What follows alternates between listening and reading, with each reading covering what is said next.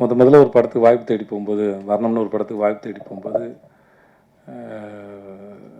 அப்போது அவர் ராஜு சாரோட co director frame சாருக்கு அதான் ஃபஸ்ட்டு படம், கேமராமேனாக 96 பிரேமுக்கு. நுங்கம்பாக்கத்தில் தான் ஆஃபீஸ் இருந்தது, ராஜு சாரோட ஆஃபீஸ். அவர் சாஃப்ட்வேர் கம்பெனி. நான் போய் என் ஃபோட்டோ வந்து பூபதினு ஒரு மேனேஜர் இருக்கார், அவருக்கு கொடுத்துருந்தாரு. அதை பார்த்து என்னை கூப்பிட்டாங்க. போனோடனே எனக்கு வந்து சீனை சொல்கிறேன், டயலாக் எழுதிட்டு நடிங்கன்னாங்க. ஸோ முதல்ல அங்கே டயலாக் எழுதும்போது தான் தெரியும் எனக்கும் டயலாக் எழுத வரும்னு.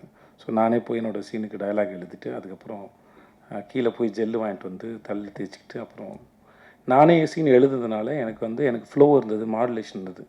இப்போ வேற ஒருத்தர் எழுதின சீனை நடிக்கும்போது நமக்கு அதுக்கு அந்த என்ன நினச்சி எழுதியிருப்பாங்க, எங்கே பாஸ் கொடுக்கணும் அப்படின்னு நமக்கு அது ரெடி ஆகிறதுக்கு ஒரு டைம் எடுக்கும். ஸோ அந்த சீனை வந்து நானே எழுதுனதுனால என்னால் அதோட ஈஸியாக பேச முடிஞ்சது, மெமரைஸ் பண்ண வேண்டிய அவசியம் இல்லை.